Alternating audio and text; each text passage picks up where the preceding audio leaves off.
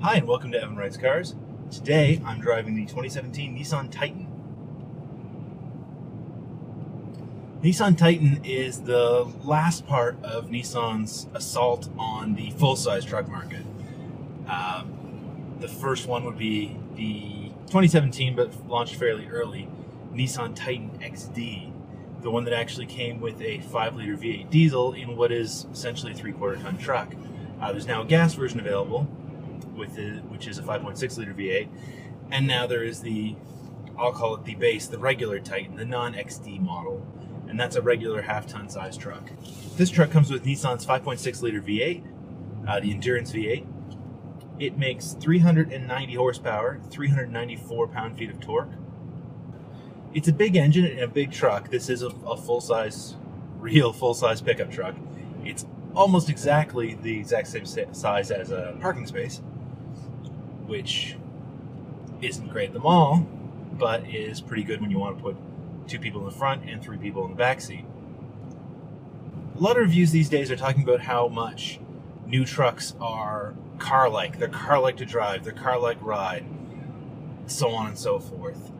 I want to put an end to that right here and now. Full-size trucks do not ride like cars. They ride like trucks.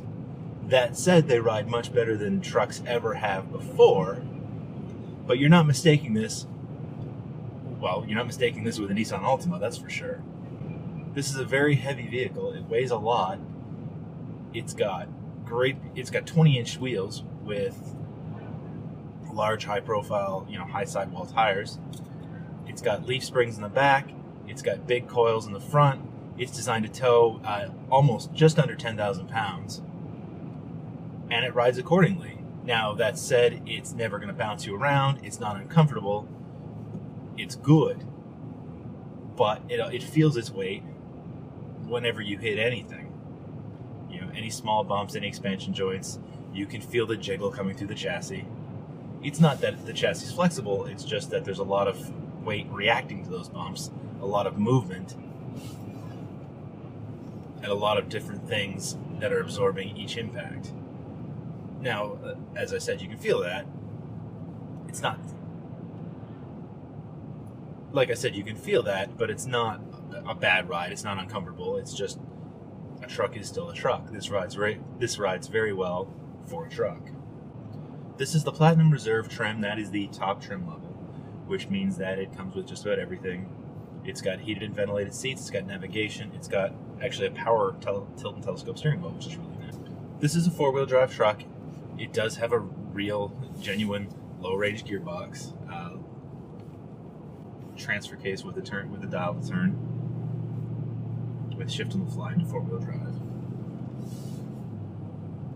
This trim has a surround view camera, which, being the size of a parking space, is really handy. It's got a front camera, rear camera, sides you can see all the way around the vehicle. Makes it much easier to park. Makes it much easier to stay in the lines when you're parking. That said, with the surround view cameras and with a vehicle this big, the side mirrors are much smaller than I would have expected. They do have a little convex helper mirror in the side, but they're small mirrors for a vehicle this size, and I would like at least a little bit taller so that you can better see your position in the lane as well as the vehicles around you when you're reversing. As I said, this will tow just under 10,000 pounds. The bed has a system of channels, of C channels, where you can lock in cargo hooks that it comes with, cargo tie downs. You can position them anywhere on the bed rails or there's actually 2 channels in the bed floor itself as well. In addition to that, there's a 110 volt power outlet in the bed with a weather protector for when you're not using it, and LED lighting under the bed rails, which makes for a really handy, really useful cargo space. And it's also very nice. Well, it's also very nice at night when you can use those lights to see what's in there. Seats in the Titan are very comfortable. I'm perched up fairly high, closer to the roof than I'd normally like. If I put the sun visor down, I'm actually looking straight through it. It's even folded up. It's actually kind of hard to see. But the seats are very comfortable. The bottom cushion is long, so there's a good deal of thigh support. They're not bolstered. This is a truck. You know, there's a little tiny pretense of a bolster, but it's not really doing anything to keep you in place. That's okay. It's a truck. You're not exactly going to be throwing it through the twisties. Although I'm coming up to the twisty bits, I'm going to be going much slower than I normally would. It still handles well. It does roll. It does feel like it rolls. But it doesn't get out of shape. It doesn't bounce around. You can definitely unsettle it by going very quickly through a corner. But, you know, it's a truck. Speaking of which, with this 5.6 liter V8 and 7-speed automatic, I'm just passing a gas station, and the price has gone up to $1.15 a liter, does that say? I'm looking at my rearview mirror. My economy in this vehicle so far is 16.6 liters per 100 kilometers in mostly suburban, well, really mostly rural driving, which means that this is going to be a very expensive vehicle for me to fill up at the end of the week. The rated fuel economy is closer to, it's supposed to be 15.2 city, I believe. I said I'm averaging 16.6 right now, and I've been trying to get it better, and not having much luck. That is the price of a lot of power, and a lot of weight in a big vehicle. There's just not much you can do about it. It has a 7-speed automatic. It does not have cylinder deactivation. It's not all aluminum. It uses gas. However, what it turns that gas into is some really nice noise. This vehicle does sound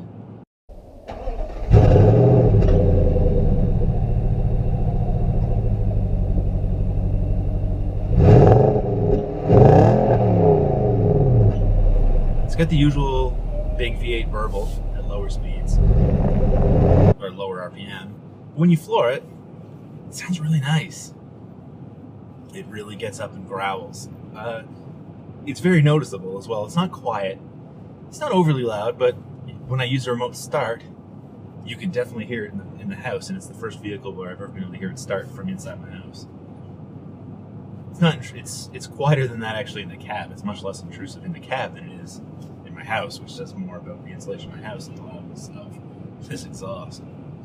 It does have a column shift. There's a tow haul mode button, which keeps it in lower gear, downshifts where you're going downhills, things like that. There's also a plus-minus toggle on the shifter to use the manual mode for the automatic transmission. What I do notice, what I do find that's fairly irritating, because the climate control system is very well laid out. 2 big knobs for the temperature, fan button is prominent. They're all fairly easy to use. But the shifter blocks part of them for me. It blocks the temperature knob, it blocks the automatic knob, it blocks the defroster. So it's very easy to, when you go to adjust those things, I've done this a few times, is actually knock it into neutral, which is not great while you're driving. The position for drive is very low down, so it doesn't block the vent, but unfortunately by doing that it blocks the controls. That's something you might get used to after some time, you know, when you own the vehicle, but it's taken me a while to get used to it. I haven't gotten used to it yet. The cab is quiet. You can hear more noise coming from below than you can from above. The wind noise is minimal. I'd say there's very little wind noise, especially for such a large cab. But what you do hear is anything bouncing off the floor. So if you're going through gravel, or if you're going through, on a day like today when the road's been very heavily sanded and salted, you can hear a great deal of things bouncing up off the bottom of the cab. You'll be able to hear this. If you drive through water, it's quite noticeable as well. So if you're in the market for a full-size pickup truck, the new Nissan Titan is legitimately a full-size, half-ton pickup truck. It drives accordingly, uses fuel accordingly, but it's very well equipped. It's going to haul, it's going to tow what you need it to do. As far as interior quality, it is definitely on par with the big three. I haven't had a chance to tow with it, but it feels like it would be able to handle the weight quite easily.